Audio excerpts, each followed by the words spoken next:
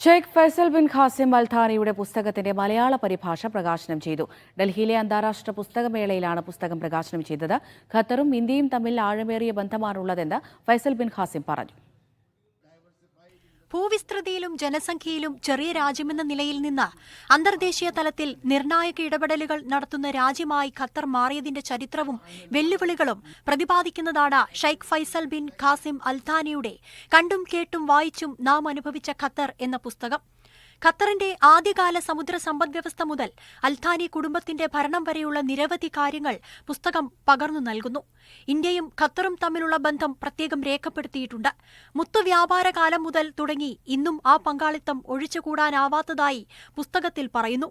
ഖത്തറിൽ ഏറ്റവും കൂടുതൽ മലയാളികൾ ഉള്ളതിനാലാണ് മലയാളത്തിലേക്ക് പരിഭാഷപ്പെടുത്താൻ തീരുമാനിച്ചതെന്ന് ഫൈസൽ ബിൻ ഖാസിം മീഡിയ വണ്ണിനോട് പറഞ്ഞു.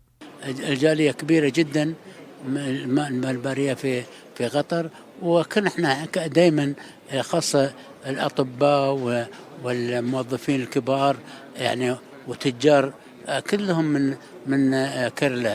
എഴുത്തുകാരനായ കോട്ടയം സ്വദേശി MSA റസാഖാണ് Hamad bin Khalifa university press പ്രസിദ്ധീകരിച്ച പുസ്തകം കണ്ടും കേട്ടും വായിച്ചും നാം അനുഭവിച്ച ഖത്തർ എന്ന പേരിൽ മലയാളത്തിൽ വിവർത്തനം നിർവഹിച്ചത്.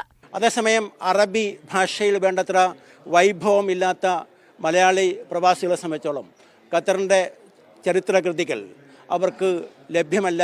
ചരിത്ര പാരമ്പര്യവും അതിൻ്റെ പൈതൃകവും അവർക്ക് പൂർണ്ണ അർത്ഥത്തിൽ ഉൾക്കൊള്ളുവാനും മനസ്സിലാക്കുവാനും സാധ്യമല്ലാതിരുന്ന ഒരു കാലഘട്ടത്തിൽ ആ വിടവ് നികത്തുവാനാണ് ഈ ഉദ്യമത്തിലൂടെ ഞാൻ ശ്രമിച്ചിട്ടുള്ളത്. ഖത്തർ ഭരണകുടുംബാംഗവും പശ്ചിമേഷ്യയിലെ വ്യവസായ പ്രമുഖനും കൂടിയാണ് ചരിത്രകാരനായ Sheikh Faisal bin Qasim Al Thani. ഇന്ത്യയിലെ ഖത്തർ സ്ഥാനപതി Muhammad Hasan Jabir Al Jabir, Sheikh Muhammad bin Faisal, KC Abdul Latheef, വിവിധ നയതന്ത്ര പ്രതിനിധികൾ തുടങ്ങിയവർ സംബന്ധിച്ചു. മീഡിയ 1 ഡൽഹി.